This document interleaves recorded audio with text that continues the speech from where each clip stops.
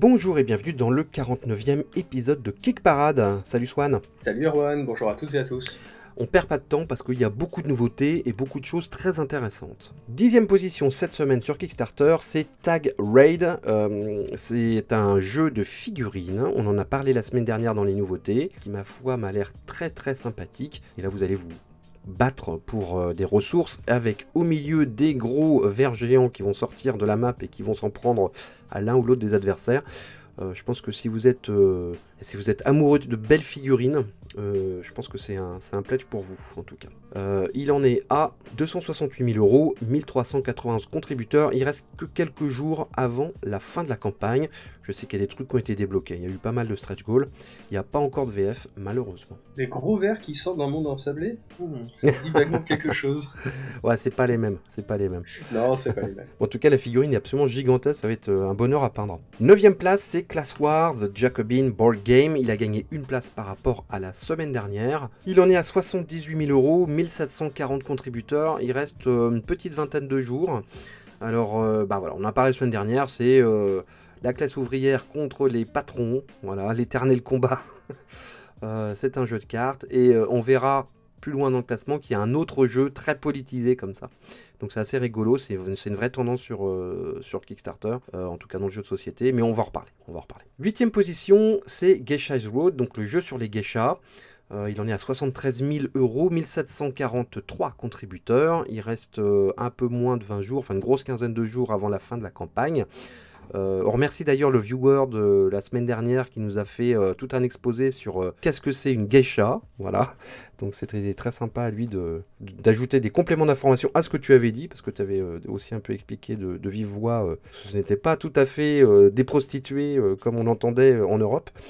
Donc voilà, c'est beaucoup plus complexe que ça. Et donc voilà, le jeu continue à progresser doucement. Il y a toujours une VF, donc ça peut être intéressant pour vous. 7e place, c'est une entrée, c'est Honeybuzz Fall Flavors, qui en est déjà à 114 000, enfin quasiment 115 000 €, 1862 contributeurs. Il reste une dizaine de jours avant la fin. C'est un jeu de placement, je dirais même de placement d'ouvrières, puisque là on parle d'abeilles. Vous allez récolter du pollen, le transformer en miel, et puis après le distribuer. Enfin moi c'est comme ça que je vois, c'est un jeu de placement d'ouvriers avec un marché.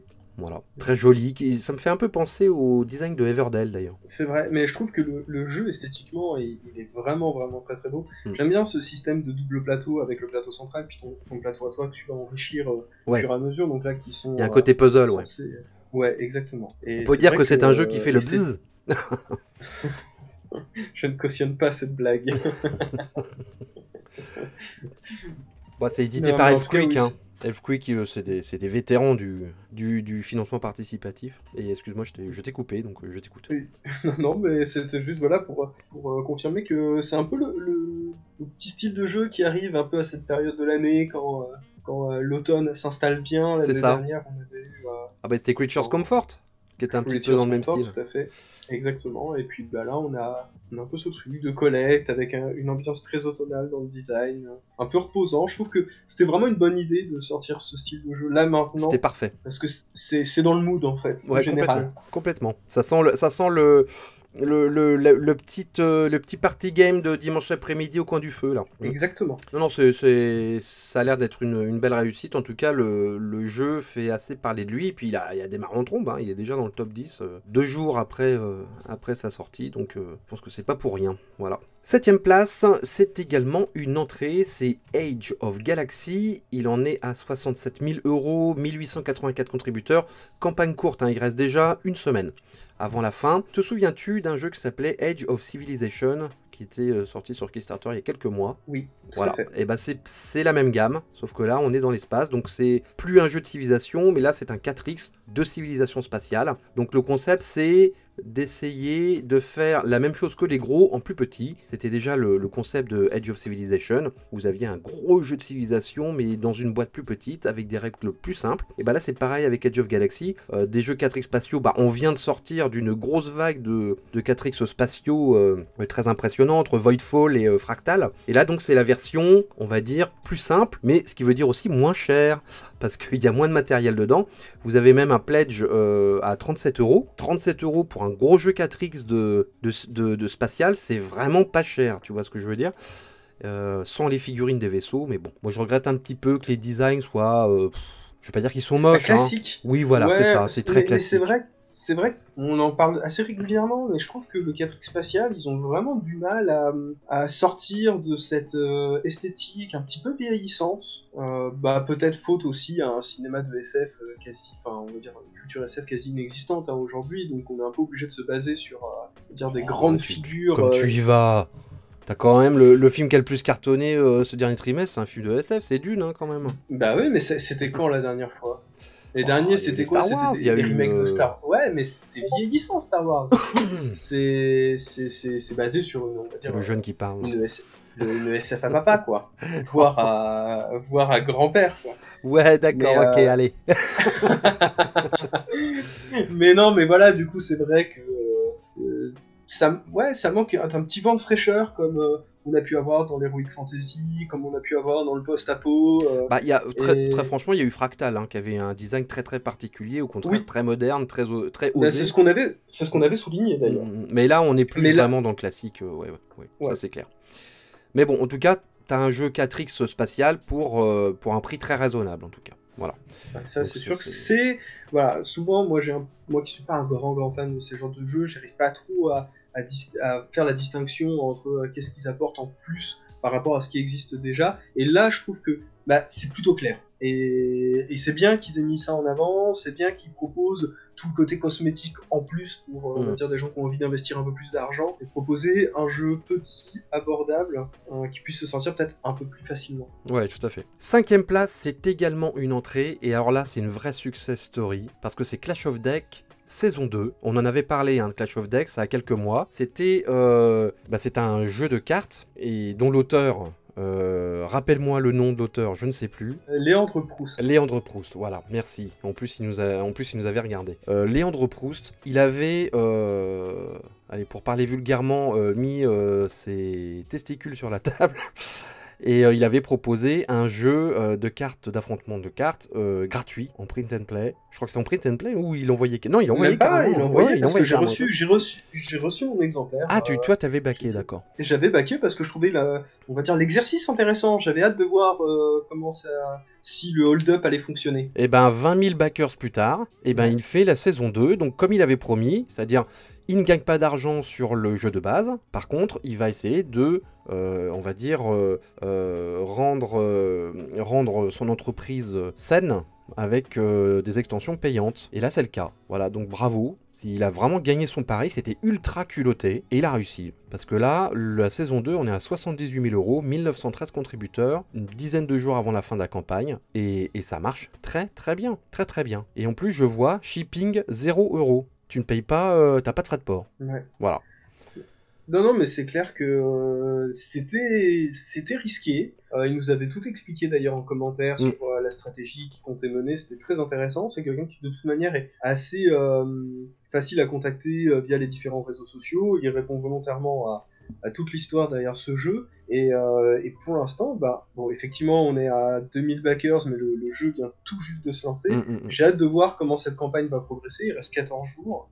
Et j'ai hâte de voir si effectivement c'est à la hauteur de ses attentes. Parce que projet financé veut pas forcément dire projet qui atteint les attentes de son créateur. C'est vrai. Et j'espère en tout cas qu'il s'y retrouve et que cette campagne va continuer à progresser parce que c'était on va dire pari marketing assez osé, et je suis content de voir que ce genre de prise de risque est récompensé. Sachant que c'est des prises de risque qui sont pas du tout au détriment du consommateur en fait. C'est vraiment le créateur qui se met voilà.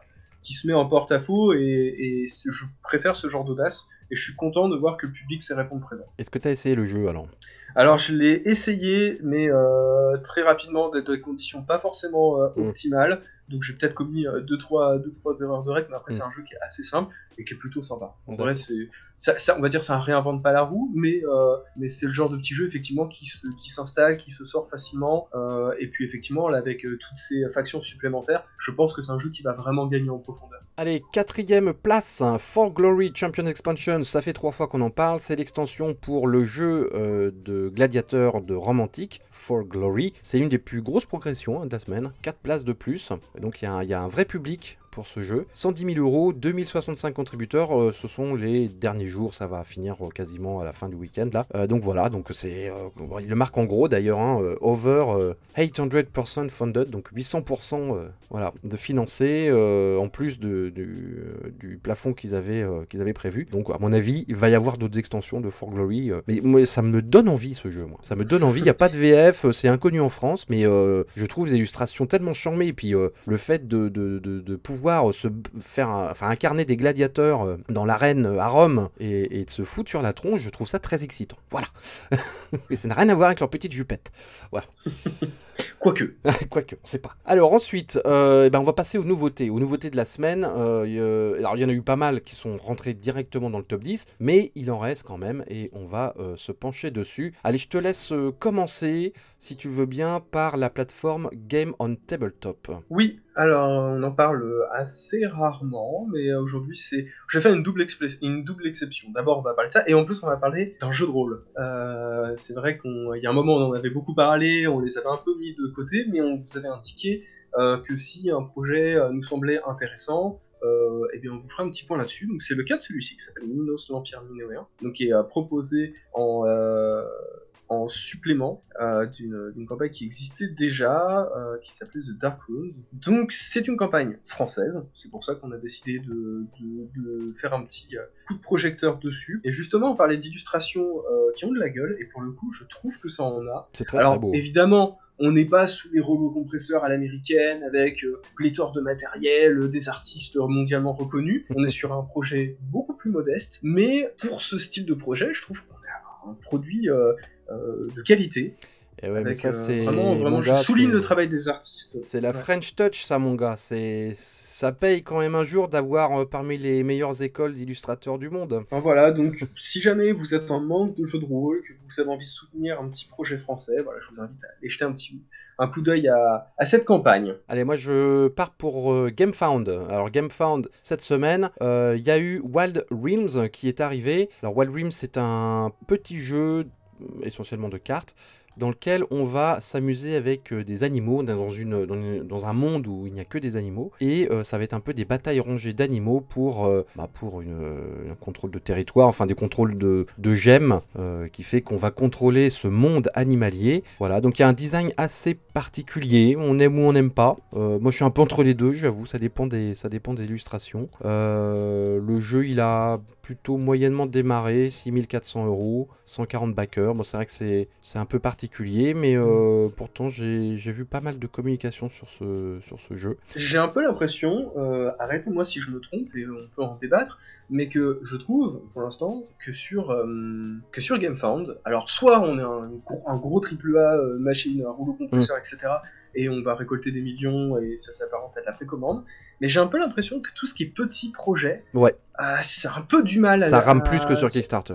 Voilà, il n'y a pas assez de visibilité. On en avait parlé avec le jeu de taverne il y a la semaine dernière, il me semble. Et je trouve que, voilà, si on n'est pas une grosse licence pour l'instant sur GameFound, on a un peu du mal à trouver son public. Est-ce que c'est parce que les backers ont l'habitude de regarder sur Kickstarter ce qu'il y a de nouveau, mais n'ont pas l'habitude de regarder sur GameFound parce qu'ils savent que sur GameFound, ils seront vite au courant parce que c'est la grosse machine, et puis qu'ils vont juste sur GameFound pour backer leur grosse machine qu'ils voulaient, et puis ils vont pas avoir la curiosité de regarder ce qu'il y a. Je sais pas. En tout cas, bon, GameFound est une plateforme beaucoup plus récente que Kickstarter, donc faut peut-être leur laisser le temps aussi de voilà. En tout cas, il y a un débat avec nos viewers, comme quoi il faudrait inclure les jeux GameFound dans le top 10. On y réfléchit, voilà, il y a du pour, il y a du contre, très franchement. Donc je pense qu'on va remettre la On vous question. en reparle. Ouais, je pense qu'on va remettre la question l'année prochaine maintenant. Peut-être pour début d'année, on fera quelque chose. Voilà, mais on y réfléchit, on a entendu. Et bah vas-y, enchaîne. Bah ouais, est-ce qu'on retournerait pas un peu sur Kickstarter? Bah oui, là on va retourner sur Kickstarter. Ok, et ben moi je vais vous parler d'un petit jeu, dans tous les sens du terme, qui s'appelle The Spirit of Eden, par Alone Production, pardon. C'est le nouveau jeu de Yosef Farid, donc c'est celui qui avait fait Way of the Samurai, qui avait fait ensuite The Road, qui avait proposé Black Hole il y a pas si longtemps en Print and Play, Ouais. et là il sort un nouveau jeu. Il arrête pas le mec, il arrête pas. Ouais, encore plus petite. C'était des petits faire plus petits, et bien oui. Donc il y a très peu d'éléments, il y a des cartes, c'est un jeu voilà avec différents objectifs qui vont être proposés, qui est simple sans être simpliste. Donc, enfin, il y a la possibilité de suivre toute la page en français et c'est assez drôle parce que il va proposer des défis qu'on retrouve habituellement beaucoup plus dans le jeu vidéo. Par exemple, il propose de speedrun le jeu. Donc speedrun pour ceux qui connaissent pas, en fait, c'est le principe d'essayer de finir le jeu le plus rapidement possible dans un temps imparti. Et donc là, il a fixé le speedrun à 5 minutes. Donc voilà, des petits défis qu'il va proposer à droite à gauche. Donc voilà, ça reste une valeur sûre, hein, ce créateur. Alors je vous dis pas d'acheter sans regarder, mais en tout cas les illustrations sont sympas pour finalement un matériel assez réduit. Et puis il y a la possibilité effectivement d'aller backer ses précédents jeux. Petite campagne sympa avec des frais de port pas très élevés, pour du solo. Et puis c'est sa vraie spécialité, hein, ce genre de jeu. Donc totalement. Bon, il a peu de chances qu'on se plante en le backant. Hein, voilà. Et ben moi je vais enchaîner avec un jeu spatial, hein, évidemment, tu me connais. Donc Starfighter qui est arrivé sur Kickstarter il y a quelques jours. Donc c'est un jeu, je crois que ça se joue jusqu'à 4 joueurs. Oui, 1 à 4 joueurs, il y a même un solo. Et ben c'est très simple, hein. Vous avez un vaisseau spatial, vous avez un petit board et vous allez tenter d'exploser le vaisseau spatial en face. Voilà, donc c'est du pur dogfight comme on dit, comme X-Wing mais en beaucoup plus simplifié. Et c'est surtout de la gestion de dés, mais pas des dés qu'on lance pour faire le résultat. Ce sont des dés qu'on lance pour mettre ensuite sur son plateau personnel afin de débloquer des actions. Voilà, et ce jeu je l'ai essayé au Spiel d'Essen, donc voilà, je l'ai essayé en vrai. Ça fonctionne plutôt bien, c'est plutôt rigolo. C'est une petite boîte anglaise qui fait ça. Ils avaient promis plus de miniatures, enfin des designs différents de vaisseaux. Je crois qu'ils ont tenu parole. C'est assez d'ailleurs emprunté. Hein. Je voyais un vaisseau qui tout droit qui sort de Star Trek. Il y a un petit peu du Galactica. Je reconnais un petit peu un chasseur Fang de Star Wars. Enfin bon, voilà, c'est fait pour. Hein, c'est pour que les fans de ce genre d'univers s'y retrouvent. Vous avez une petite station spatiale en miniature qui ne sert absolument à rien, si ce n'est faire de l'hameçonnage pour du early bird. Mais le jeu est sympa. Si vous aimez les jeux où il faut lancer plein de dés de toutes les couleurs et puis après les répartir de manière la plus optimale possible, c'est fait pour vous. Puis c'est un jeu qui est pas très cher. Hein. C'est un jeu qui est à 34 €, je crois. Et ça m'étonne pas. C'est pas un gros jeu et ça fonctionne plutôt bien. Je pense que ça fonctionne surtout à 2 joueurs, ce genre de jeu. Ok, ben moi je vais vous parler non pas de un jeu, mais de 3 jeux qui sont proposés au sein d'une même campagne. C'est quelque chose qui se propose assez régulièrement maintenant sur Kickstarter. Donc il s'agit de The Rim of Shadows, a trio of solo games. Donc tout est dans le titre, hein. Donc c'est 3 jeux basés sur du solo, qui vont se passer, on va dire, dans le même univers, avec le même lore, mais avec un gameplay différent, et qui, on va dire, va se complexifier. Donc il y a The End of Destiny, où là on va avoir ce système de management de main, en fait, c'est-à-dire qu'il n'y a pas besoin de table, en fait, tout va tenir dans la main, et ça va être l'objectif de faire pivoter des cartes, etc., d'aller vaincre des monstres. C'est dans un univers heroic fantasy, hein, qui est assez sympa d'ailleurs graphiquement, encore une fois. Je reconnais un Tyrannoïde de Donjons et Dragons sur une des cartes. C'est vrai. Ensuite, ça va être un peu ce qui, on va dire, s'approcher du dungeon crawler extrêmement simplifié aussi, pareil pour un joueur. Et enfin, pour 1 à 2 joueurs, le troisième jeu va s'approcher presque d'un côté tower defense. On va devoir défendre un royaume, parfois des lieux, booter les ennemis en dehors de ça, et puis... Mais alors, arrête-moi si je me trompe, mais oui, ce sont les mêmes decks de cartes qui servent pour les 3 jeux ou c'est 3 boîtes différentes? J'avoue que je sais pas, tu me poses une colle. Ouais. C'est vrai que les cartes sont vraiment... ils ont les mêmes designs. Moi je pense que c'est les mêmes cartes qui servent pour les 3 jeux. C'est fort probable, c'est fort probable. Bah écoutez, je me renseigne, il est possible de toute façon qu'il atteigne le top 10 la semaine prochaine. Donc d'ici la semaine prochaine, je vais explorer ça en solitaire. C'est ça. En tout cas, les cartes sont charmées, hein. J'aime beaucoup, hein. C'est chouette. Très joli. Allez, on finit par quoi? Une petite course de bagnole? Bah ouais, pourquoi pas. Megapulse. Moi, c'est toi qui vas en parler, parce que moi, j'avais même pas remarqué que c'était sorti. Tu me l'as appris. Ouais, ça fait une sortie un petit peu discrète. C'est pas encore complètement financé, mais il y a quand même 419 contributeurs. Bah ouais, donc voilà, ça va être un jeu de course assez flashy. On retrouve un peu l'ambiance F0. Je sais pas si les anciens aficionados des jeux de course sur les consoles Nintendo ont joué à ce jeu-là. Mais voilà, c'est truc extrêmement rapide, très néon, qui va très vite. Un peu à la Wipeout. Ouais, aussi. Ouais. Mais avec des vaisseaux. Voilà, c'est ça. Un côté un peu plus futuriste. Donc voilà, pour ceux qui sont adeptes de courses de vaisseaux avec tout un système de tableau de bord, côté un peu asymétrique. Il y a un petit côté Tron dans le design. Il y a un côté un peu Tron, en effet, aussi. Donc voilà un petit jeu à suivre. C'est original. C'est original. Ouais. Et vous pouvez l'essayer sur Tabletop Simulator, d'ailleurs. Et en plus, il y a une VF. Waouh, que demande le peuple. Allez, on va revenir sur les 3 premiers de Kickstarter cette semaine. 3e position, c'est Monster Apocalypse Board Game, donc le jeu de Mythic Game. Il a gagné 3 places cette semaine, donc du coup il arrive dans le trio de tête. 580 000 €, 4260 contributeurs, ce sont ces derniers jours. Alors bon, on avait lancé le débat la semaine dernière, demi-succès, demi-échec. Bon, pour moi c'est plutôt un petit succès. Pourquoi je dis succès? Parce que 580 000 € pour un jeu de figurines finalement, même si c'est un jeu de figurines de plateau, c'est pas vraiment un jeu de figurines, mais ça en a quand même en fait le goût et l'odeur. C'est comme le Canada Dry, tu vois, ça a le goût du jeu de figurines, mais ce n'est pas un jeu de figurines. Donc je trouve que c'est pas si mal, surtout sur un univers un peu délirant comme ça. 4200 contributeurs, c'est vraiment pas si mal.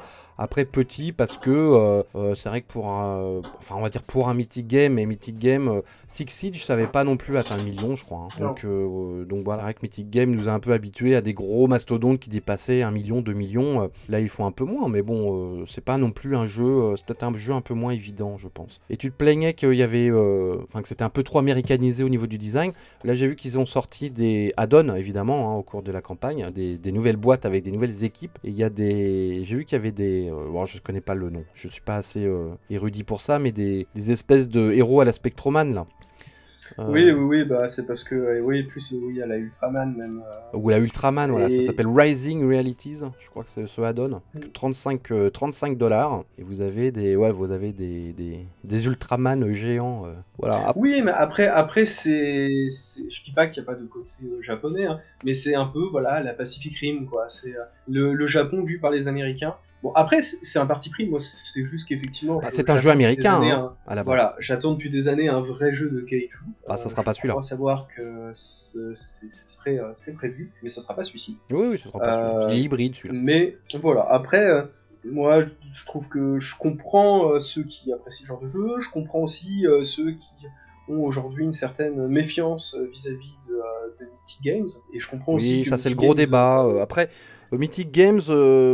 faudrait presque faire une émission entière sur Mythic Games, parce que ça déchaîne un peu les passions, et est-ce qu'il n'y a pas un peu de jalousie, parce que c'est vrai que dès que c'est une boîte française, tout de suite, on est beaucoup plus indulgent avec des boîtes américaines, par exemple, que les boîtes françaises. Ils ont merdé sur des trucs, mais bien, ça c'est clair. Après, ils commencent quand même à rattraper en retard, ils ont livré quand même pas mal de jeux cette année, je pense qu'ils ont appris de leurs erreurs. Après, et puis ils communiquent. Voilà. Ils communiquent, ce qui est pas le cas de toutes les boîtes. Exactement, ils communiquent très bien.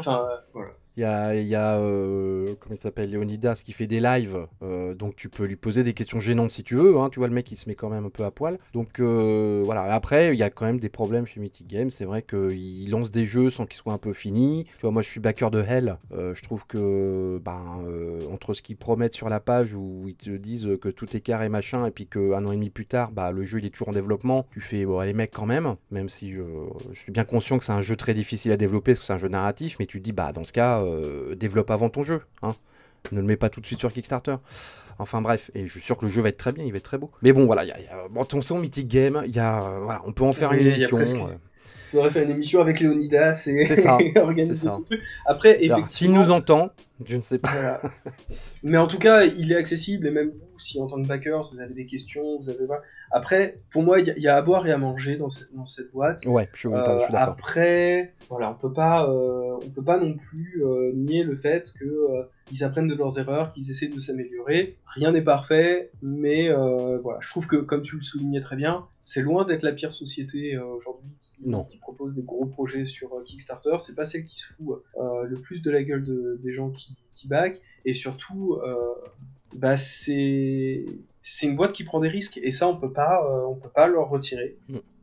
Après, voilà, le débat, on n'apporte pas vraiment d'eau au moulin parce que y a encore plein de choses, mais sur ce projet-là, c'est clair que c'est un projet risqué. Moi, c'est un projet qui me parle pas trop, alors que j'aurais pu être le public. Je trouve que le jeu prend de l'intérêt avec les add-ons, je trouve.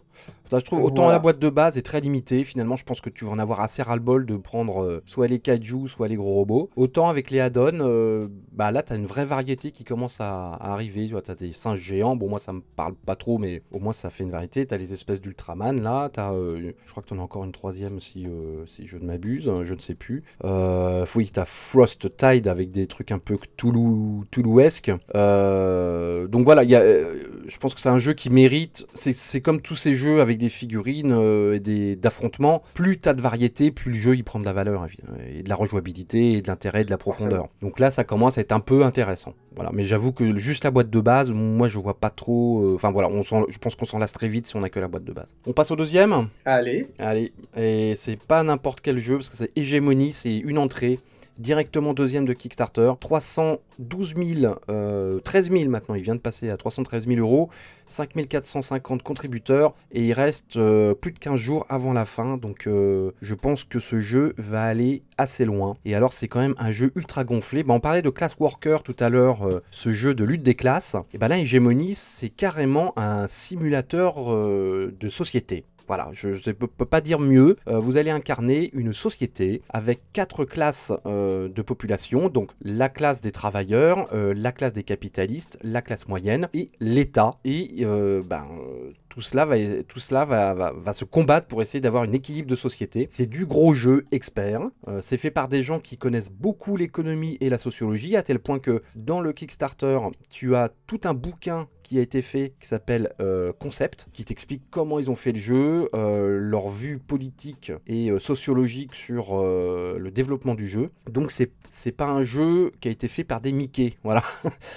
C'est un jeu mûrement réfléchi sur comment une société fonctionne, les services publics, l'éducation, la finance, le secteur privé.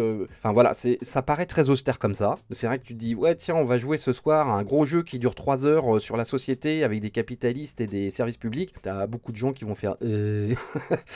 Et pourtant, ça a l'air ultra chambé, quoi. En tout cas, moi, ça m'excite énormément. Non, mais c'est un jeu... on en parlait là dernièrement, il y a eu les jeux autour de virus pendant la pandémie, et puis maintenant que on va dire la pandémie est derrière nous avec de grosses guillemets, et en fait on relance la lutte des classes, tu vois, et il y a beaucoup de jeux qui sont là pour un peu essayer d'apporter leur vision du monde autour de, effectivement, qu'est-ce qui est en train de se jouer aujourd'hui, et essayer de rendre ça ludique et pédagogique. Et là, on est typiquement dans ce genre de jeu. Après, moi, le problème, c'est que si j'y jouais, je pense qu'il y aurait très peu de rejouabilité, puisque je ne jouerais évidemment que la working class. Hors de question d'aller jouer les autres. Il faut prendre les 1%, là, les capitalistes, là, pour voir comment ça fait. Ouais, c'est ça. Pour faire exprès de les faire perdre, pour qu'ils puissent perdre. mais en tout cas, oui, clairement, c'est du jeu. Au-delà du ludique, c'est un jeu qui est là aussi pour, on va dire, essayer de réintéresser, on va dire, les gens à la politique. La politique, c'est pas que les élections, il se passe plein de choses derrière ça. Et toute cette façon de gestion de l'État. Mais au-delà de la gestion, ça va être aussi des choix moraux, ça va être... Enfin voilà, il y a un énorme plateau avec énormément de composants, des événements, je crois qu'il y a aussi une extension qui vont rajouter des événements historiques qui vont venir s'ajouter à ça pour dire, bah voilà, des fois il se passe des choses qui font que tu avais toute une stratégie et en fait elle va se casser la gueule, il va falloir que tu t'adaptes à ça. Et ouais, non, vraiment, c'est un jeu qui est impressionnant, mais qui peut aussi être intimidant, je trouve. Ah oui, oui, non, mais c'est du gros jeu expert, hein. D'ailleurs, ils le disent, hein, c'est un jeu qui peut durer 3-4 heures. Ouais, moi, je sais que j'aimerais le baquer. Ça m'excite énormément, mais personne va jouer avec moi. Je vais le sortir une fois, mais c'est tout, quoi. Alors après, il y a un solo, hein. Bon, pourquoi pas. Mais je me tâte, hein. Je me tâte, parce que je trouve que le jeu est vraiment hyper surprenant et hyper excitant, et pas si cher que ça, hein, parce qu'il coûte 59 €. Voilà. C'est vrai que c'est pas cher. Ouais, ouais. C'est vrai que c'est pas cher. Bah ouais, ouais. Donc c'est quand même... c'est très tentant. Bon, après, il y a TVA payé, hein, mais bon, quand tu pars de 59 €, finalement, pour un gros jeu comme ça, c'est quand même très raisonnable. Allez, on passe au premier sur Kickstarter. Bah, il n'a pas changé. Bah, d'ailleurs, il va s'arrêter quasiment quand vous allez écouter cette émission, hein, parce qu'il reste 3 jours à l'enregistrement. C'est Marvel Dice Throne, 1 558 000 €, 17 149 contributeurs. On a mis dans le top 10 parce que ça permettait de voir où il en était à la fin, quoi. Voilà.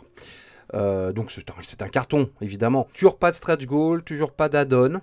Mais c'est assez d'ailleurs étrange parce qu'ils avaient vraiment mis sur en fait le lieu dédié au stretch gold, ils avaient mis un truc genre il n'y a pas de stretch gold mais suivez la campagne, il y aura des belles surprises. Bah, hormis des concours, il y a eu des concours de costumes, dessin, de machin, etc. Bah, je veux pas être méchant, mais je est... vois pas trop ce qu'il y a eu comme grosse surprise. Là, on est typiquement dans un truc qui aurait dû être sur GameFound, justement. C'est de la précommande pure et dure. Et je pense que ça sortira en boutique, ça, en français. Ah bah c'est évident que ça sortira en boutique. Ouais. Donc, quelle est la plus-value de le baquer pour un Français, à part se taper la TVA et le shipping. Sachant qu'en plus, la version française n'est pas proposée. Je pense que si ça se fait comme sur les 2 précédentes saisons de Dice Throne, ils vont sûrement refaire une campagne à part. Je crois que c'était Lucky Duck Game qui avait proposé la localisation française. Donc à mon avis, il y a fort à parier. Après, c'est vrai que j'imagine que la licence Marvel, même pour une traduction française, ça doit pas se donner comme ça. Donc peut-être qu'il faut attendre un petit peu, c'est peut-être pour ça qu'ils se sont pas joints à la campagne directement. Mais c'est vrai que là, pour un backer français, tu sais que c'est un jeu qui sortira en français. C'est évident. C'est évident. Il n'y a pas de raison que les 2 saisons précédentes ne soient pas traduites et que... Enfin, soient traduites et pas celle-ci. Surtout du Marvel. Avec le rouleau compresseur Marvel. Bah oui, évidemment. Évidemment. Impossible. Bon bah voilà, on a fini. Merci à toutes et à tous de nous avoir suivis. N'hésitez pas à mettre un pouce bleu pour mettre en avant le Kick Parade sur YouTube. N'hésitez pas à commenter surtout. On attend vos commentaires. D'ailleurs, en parlant de commentaires, on revient à ce qu'on disait tout à l'heure. Hein. On prend vraiment en considération ce que vous nous avez dit sur le fait d'intégrer GameFound. C'est juste que nous, de notre côté, ça nous demande de repenser l'émission. Donc, c'est pas tombé dans l'oreille d'un sourd. On a vraiment pris conscience de votre demande. On y réfléchit. Il faut pas le faire n'importe comment. Il faut pas le faire n'importe comment. Donc on réfléchit à comment le faire. Donc n'hésitez pas à continuer à nous donner vos avis sur comment, selon vous, améliorer l'émission ou juste dire que l'émission est parfaite. Voilà. Bon bah merci et salut Swan. Bon week-end. Salut Erwan. À bientôt. Salut.